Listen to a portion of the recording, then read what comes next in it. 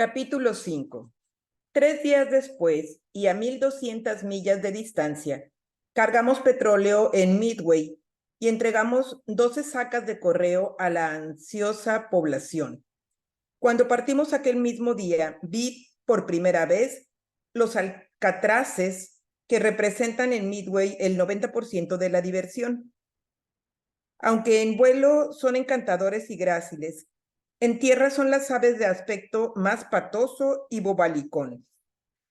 Reflexioné que aquellos eran los antiguos albatros a los que disparaban los antiguos navegantes, pero hasta que hubimos perdido de vista Midway y una de aquellas aves vino hacia nosotros deslizándose suavemente sobre la brisa marina, revoloteando y volando en espiral a proa y a popa, no comprendí la reverencia que inspiraban a los viejos marinos. Ahora comenzaba la primera patrulla verdadera del Morsa, con unos 60 días de navegación por delante aproximadamente. Jaime había calculado que tardaríamos unos 12 en llegar a Japón, y en efecto, a mediodía del 12º, a través del periscopio, pudimos ver frente a nosotros la borrosa silueta de la costa de Kyushu. Cuando fue anocheciendo, la costa del Japón estaba claramente a la vista, uniéndose por poniente a la línea del horizonte. Naturalmente, no habríamos de subir a la superficie hasta que fuera noche cerrada para hacerlo con el mínimo peligro de ser descubiertos, pero aún no habíamos visto un solo barco o avión enemigo, y cuanto antes subiéramos, mejor perspectiva tendría Jaime para observar la estrella vespertina. Era importantísimo conocer con toda exactitud nuestra posición y cargar la batería lo antes posible para el caso de que la necesitáramos más tarde. Además, después de pasar un día entero sumergidos, respirando oxígeno y exhalando anhídrido carbónico, los 70 marineros y los 6 oficiales. Retrocedí hacia la parte trasera de la cubierta de fumar y me apoyé en el cable que había reemplazado nuestras barandillas. A unas cuantas millas de distancia se hallaba una de las principales islas del Japón, Kyushu, y detrás de ella, a través del Bungo Suido, el mar interior, una de las principales arterias de tráfico del imperio desde tiempo inmemorial. Ahora, naturalmente, constituía un refugio inmenso en el que la flota japonesa entera podría hacer maniobras si quería. Habíamos llegado a nuestro destino. Habíamos recorrido 8,000 millas para llegar a la guerra. A la mañana siguiente nos habíamos aproximado a Kyushu lo suficiente para tomar una posición de reconocimiento sumergidos a unas 10 millas de la costa. Durante el día, avistamos 3 veces humo cerca de la costa. Jaime insistía vehementemente en que nos acercásemos. Yo le objetaba que mantenernos varios días en aquella posición y otros cuantos en 2 posiciones diferentes podría darnos una idea de cuál era el tráfico de entrada y salida por el Bungo Suido. Jaime, solo llevamos aquí un día, no te apresures. Mientras le decía esto, las notas musicales de la alarma general me interrumpieron. Bong, bong, bong, bong, bong, bong. Seguían sonando las campanadas cuando, con la lengua afuera, me encontré con David Freeman en la torre de mando. Un barco viene hacia aquí. Es un barco grande. Por el periscopio vi allá a lo lejos, exactamente igual que en nuestras prácticas de acercamiento en Nuevo Londres, los palos, las chimeneas y el puente de un barco muy grande. Las notas del computador de torpedos iban caldeándose. Quintín estaba preparado para la faena. Rubinovsky subía ruidosamente la escala en paños menores, con los zapatos y los pantalones en la mano.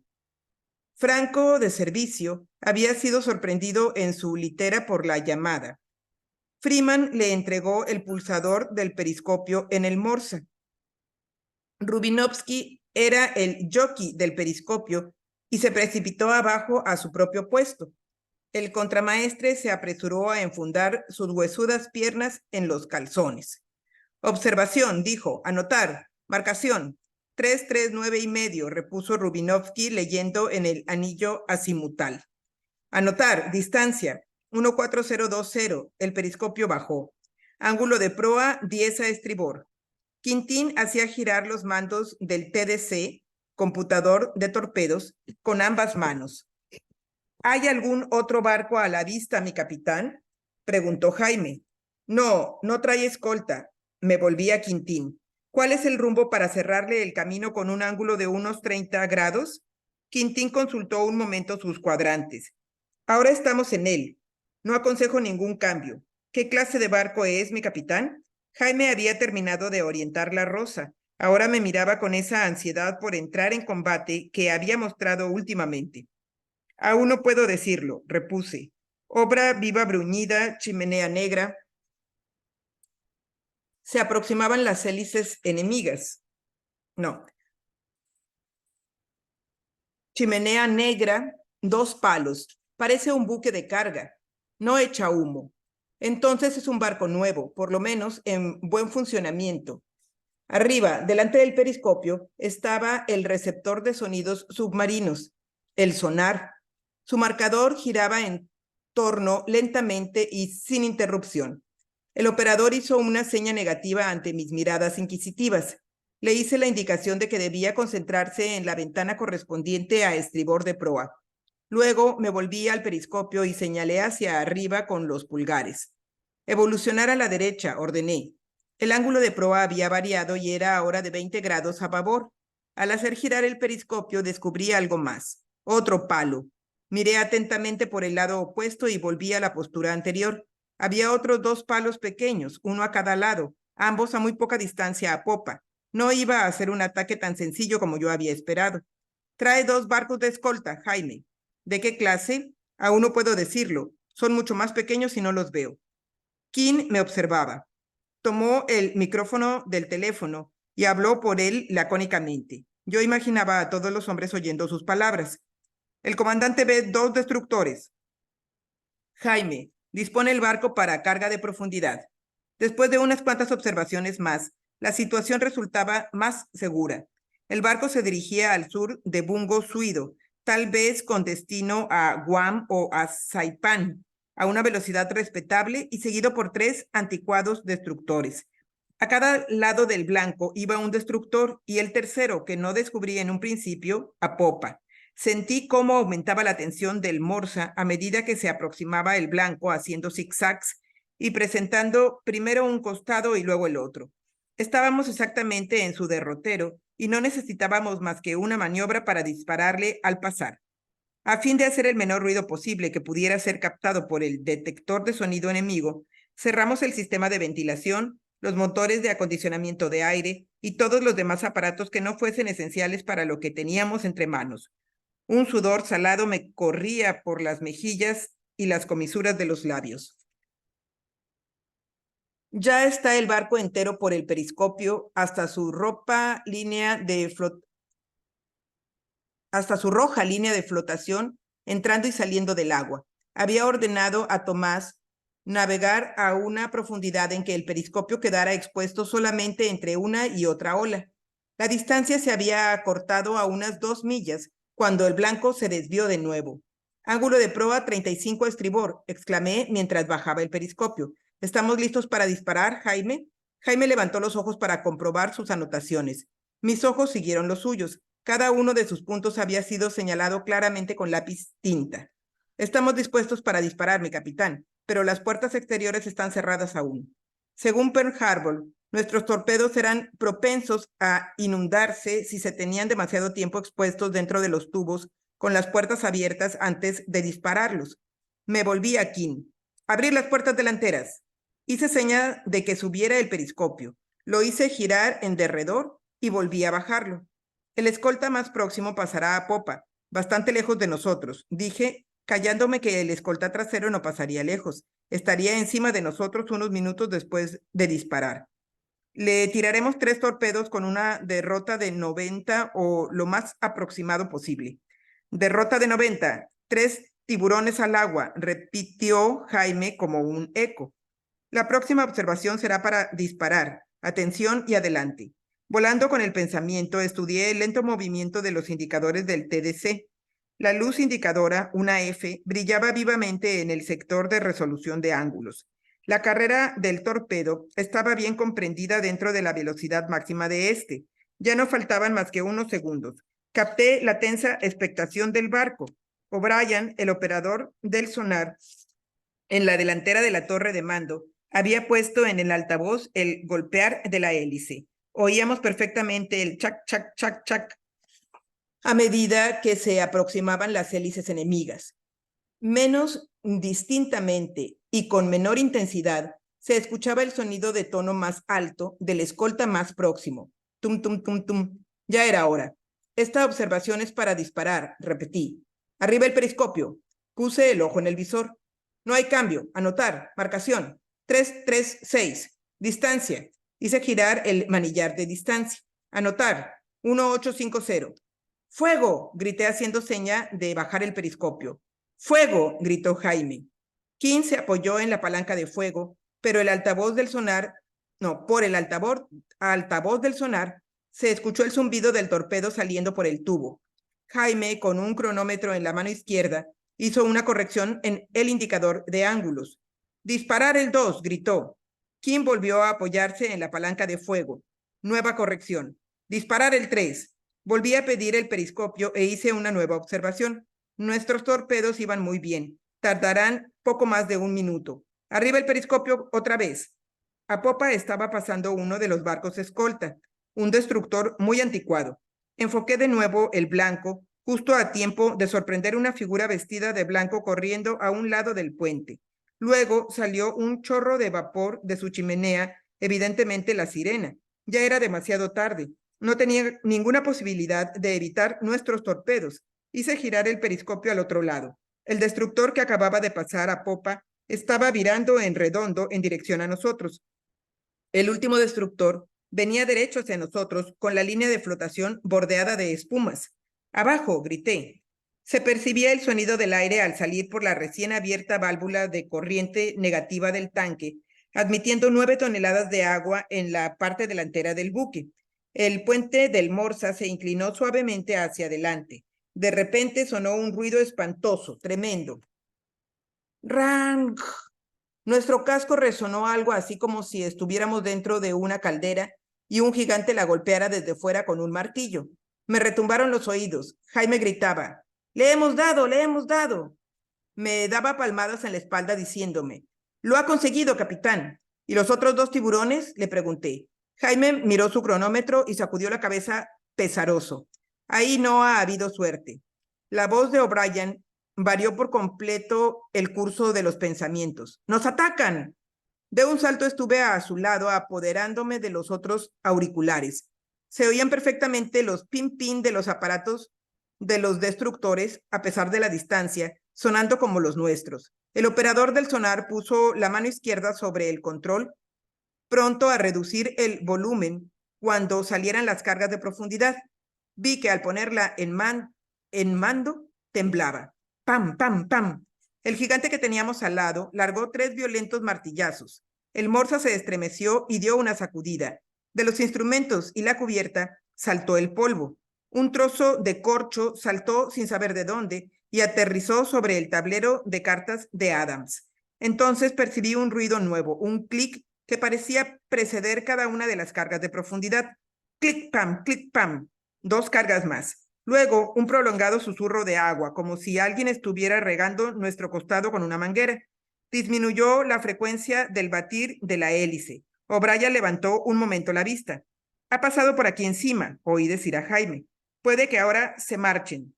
Parecía posible, pues el batir del destructor persistía sin disminución en la dirección general sudoeste.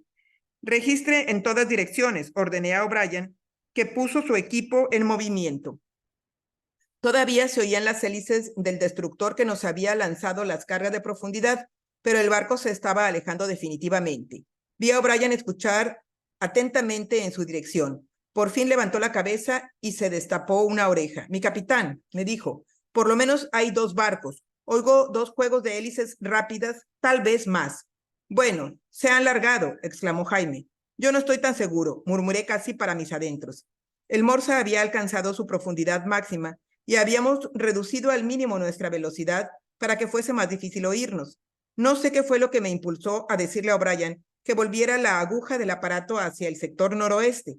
Allí estaba, un ligero aumento de sonido, nada específico. No era el ruido de una hélice, solo un aumento de sonido en aquella zona. Jaime escuchó unos momentos conmigo. ¿Qué crees tú que puede ser?, murmuró al fin. No lo sé, nunca he oído nada por el estilo. Tal vez conviniera subir y echar una mirada. Aún esperamos unos minutos más. En la dirección en que el destructor desapareciera no se oía nada más, pero el ruido, si es que podía llamarse así, no había variado. Si acaso parecía un poco más débil. El Morsa se deslizaba a hurtadillas por las profundidades, con todos los nervios en tensión, sin poder ver nada y sin saber lo que oía. Ordené un cambio de rumbo para dejar la zona de más sonido casi a popa, aunque no exactamente, para no disfrazar aquel sonido con el de nuestras propias hélices. El tiempo seguía corriendo. Hacía más de una hora que habíamos disparado los torpedos.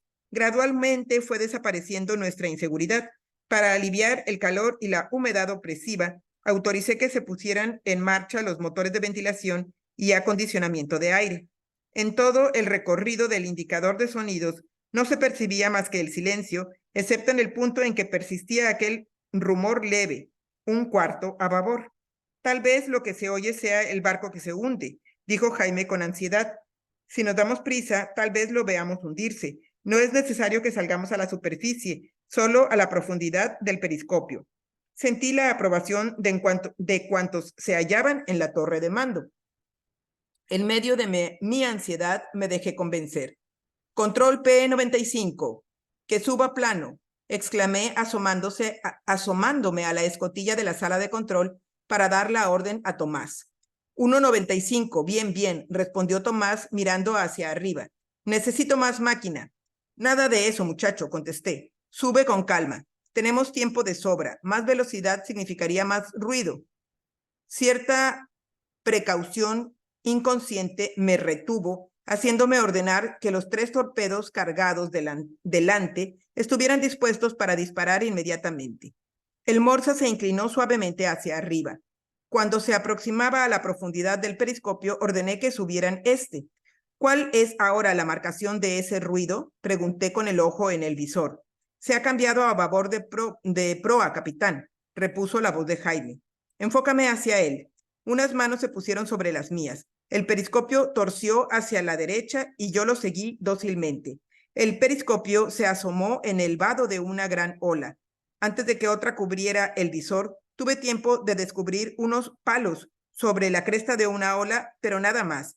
Esperé 1 o 2 segundos. El periscopio volvió a asomarse. Tenía delante una ola por encima de la cual pude divisar la parte superior de un palo. La ola retrocedió y el origen de los palos se hizo patente, de pronto a la vista. Era un destructor japonés de costado a nosotros y cerca, muy cerca, puede decirse que al lado. De un tirón puse el manillar del periscopio en su potencia tope y casi me sentí lanzado con catapulta al puente del destructor. Por todos lados se veían figuras vestidas de blanco. Nos apuntaban varios brazos. No podíamos estar a más de 200 metros de ellos, y vi una gran actividad en el puente. No había tiempo para nada como no fuese intentar la huida. No nos habían pillado de lleno. ¡Fuego!, grité. Tenía los pelos de punta. Se me retorcieron las tripas. Abajo el periscopio, abajo el buque, abajo deprisa, todo a la izquierda. Oregón, nuestro timonel de combate, se apoyó pesadamente sobre la rueda del timón, golpeando los 2 anunciadores sobre los interruptores para dar la señal de velocidad de urgencia. Un segundo después sentí 3 fuertes tirones en la armadura del Morsa al salir súbitamente los 3 torpedos. Podía decirse que sentíamos los timones de amura de proa morder el agua. El aumento del empuje de nuestras hélices nos impulsó hacia adelante y hacia abajo.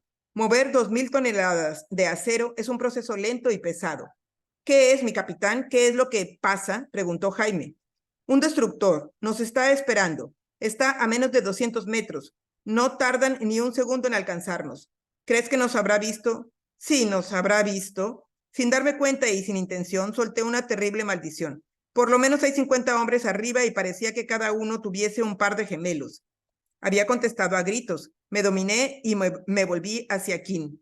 Listos para cargar de profundidad, listos para correr en silencio. El ruido de las puertas estancas al cerrarse y de las principales válvulas de ventilación se hizo distinto en la torre de mando. Ya no era necesario preocuparse del ruido. Nuestras esforzadas hélices estaban haciendo más que suficiente, aparte de que los torpedos dibujarían un arco con nuestra posición en el extremo de sus estelas. Me coloqué los auriculares. O'Brien señalaba el marcador del sonar casi delante, yendo de la amura de babor a estribor.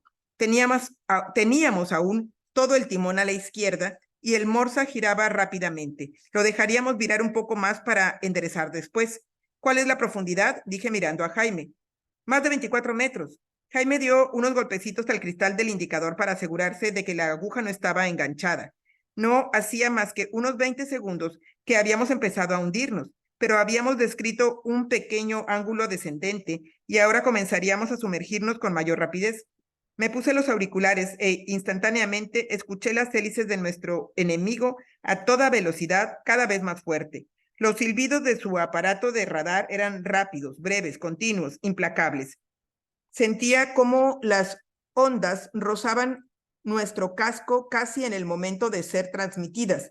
Estaba completamente por la amura de estribor, acercándose a toda marcha, tal vez con la intención de embestirnos. Medio timón. El marcador de nuestra brújula dejó de girar quedando fijo. Esto aumentaría la velocidad con que habríamos de atravesar la derrota del enemigo con la intención de hacerle lanzar unas cargas a proa. Tal vez nuestros torpedos le impidieran atacarnos inmediatamente. También era posible que con mucha suerte alguno le diera.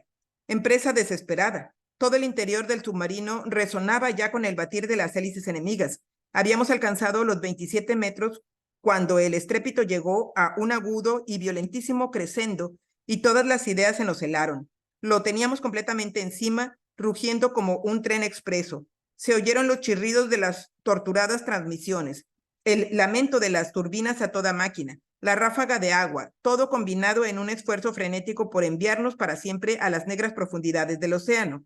Pero el barco cambió Pero el brusco cambio que sufrió el tono del estrépito, por ese brusco cambio, supimos el momento exacto en que pasaba por encima de nosotros. Ya estamos, recuerdo que pensé, ya tenemos aquí al papaíto de todas las cargas de profundidad. Las agujas marcaban 27.30. Es el momento, ha llegado el momento, ya está aquí. ¡Pam! Un estrépito aplastante y catastrófico. Las luces se apagaron. Fui lanzado a cubierta, debajo de mí había un cuerpo. Estaba húmedo y caliente y no se movió. Conseguí levantarme y noté que nuestro movimiento había cambiado. Habíamos sido lanzados a la superficie. El barco conservaba aún un pronunciado ángulo descendente por la proa, pero nuestro balanceo y nuestra inclinación solo podían denotar que nos hallábamos en la superficie, en la estela del barco que acababa de pasar por encima. Sin duda nuestra popa estaría bien a flote, bien a la vista, constituyendo un blanco estupendo. La torre de mando seguía en tinieblas. Al prepararnos para la carga de profundidad, la escotilla que nos separaba de la cámara de control había sido cerrada con pestillo y no teníamos más comunicaciones que la telefónica, inútil por el momento, ya que no teníamos corriente eléctrica. Todo el interior del submarino era una caverna inmensa y retumbante. Si tuviéramos luz.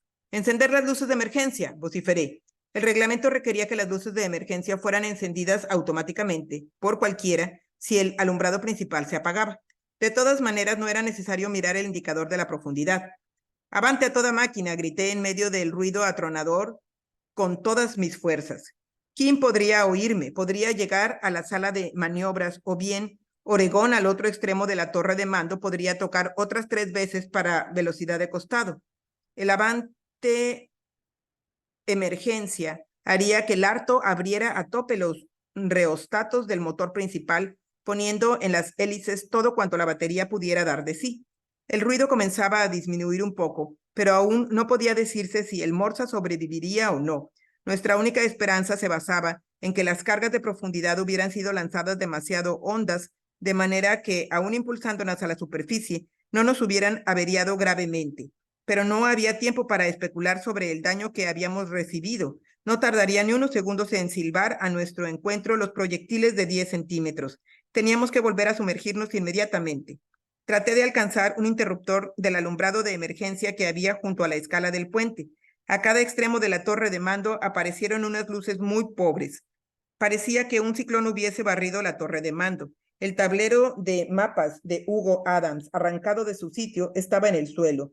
El propio Hugo estaba tendido en cubierta. Quintín continuaba en su puesto, agarrado, despavorido a los mandos del TDC. Jaime estaba a su lado de pie, tembloroso y blanco como la cal, pero aparentemente ileso. Pero no eran ellos los más importantes en aquel momento. Oregón estaba aún delante del timón y parecía que su puesto no había sufrido daños. Aún Kim estaba sentado sobre la cubierta, agarrándose el brazo izquierdo, que goteaba sangre sobre sus pantalones. Kim, todo avante, emergencia.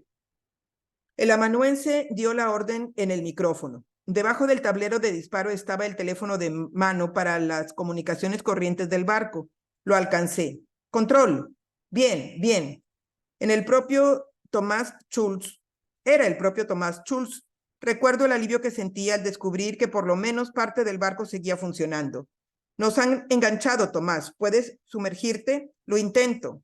Vamos avante a toda máquina. Sumérgete todo lo que puedas, grité. La orden era superflua. Sobre la inclinada cubierta se hacía ya difícil conservar el equilibrio.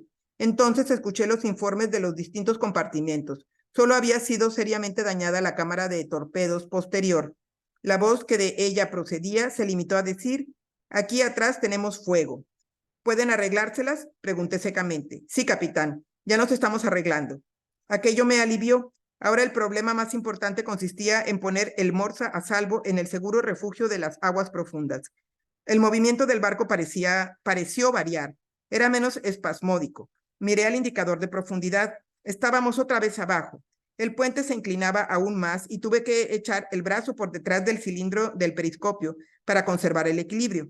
El Morsa seguía bajando mientras la aguja indicadora de profundidad giraba rápidamente. El indicador de la torre de mando solo alcanzaba los 45 metros.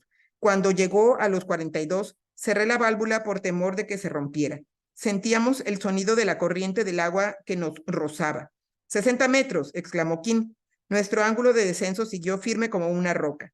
75. El ángulo continuaba fijo. Verdaderamente, Tomás estaba cumpliendo bien las instrucciones. Finalmente empezó a aflojar un poco, hasta que sin disminuir la velocidad, el barco estuvo casi nivelado. Toda la armadura temblaba con violencia en su precipitado avance a través de las aguas. Algo pasó por encima y por un momento escuché un resonante estampido. Luego cesó. Me incliné sobre el receptor de sonido. O'Brien levantó la vista y movió la cabeza. Con aquella velocidad no podía oír nada. Seguiríamos corriendo de aquella manera un par de minutos, pensé, y luego aflojaríamos la marcha para tratar de escurrirnos. ¡Pam! Otra carga de profundidad. ¡Pam, pam, pam! 3 más. En comparación con las que nos habían servido de iniciación, esto no era nada, pero perturbaron el agua de nuevo. Tal vez sus estampidos nos proporcionaran la oportunidad que necesitábamos. Todo a la derecha, grité a Oregón. Todo avance 1/3.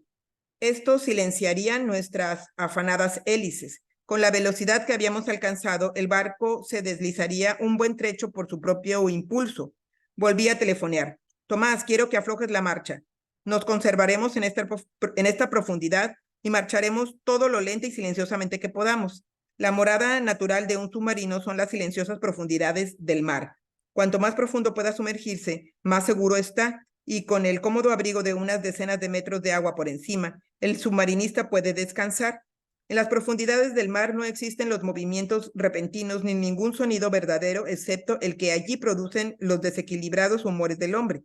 Los movimientos suaves y lentos de las corrientes profundas del océano, el ronquido de un cachalote, son siempre en tono menor, sumiso, conforme al silencio primordial de lo profundo. Vida hay mucha, naturalmente, y muerte también, pero la vida como la muerte, aunque violentas, producen poco o ningún ruido en las profundidades del mar. Lo mismo ocurría con el Morsa. Allá en lo más hondo del océano, donde viven exclusivamente esos habitantes del fondo que nunca ven la luz del día, había buscado el buque su refugio. muy lejos de la superficie, en el límite absoluto de su profundidad calculada, con sus costillas de acero soportando en su rigidez la implacable presión de millones de toneladas de agua marina, el Morsa luchaba por la vida. Sus hélices apenas giraban, las válvulas y aberturas del casco estaban cerradas herméticamente contra la presión mortal y no hacían ruido, no podían hacer ningún ruido. Escuchábamos en la superficie el ruido de las hélices de nuestro adversario moviéndose de un lado a otro, como si estuviera recorriendo todos los sectores en que pudiéramos encontrarnos, pero no hubo más cargas de profundidad y después de cierto tiempo todo lo que pudimos escuchar fue el mismo zumbido que presagió el ataque del destructor. Pero el Morsa no se dejaría engañar nunca más. Durante el resto del día conservamos la marcha silenciosa y la profundidad máxima. El destructor japonés, convencido al parecer de nuestra destrucción, no llegó a reanudar el ataque. Gradualmente su sonido traicionero se fue desvaneciendo en nuestro equipo de sonar. Sin embargo, no nos confiamos a subir a la altura de periscopio hasta mucho después de la puesta del sol y salimos a la superficie hasta la medianoche. Nuestra primera jornada en la zona de operaciones había sido larga, dura y casi desastrosa.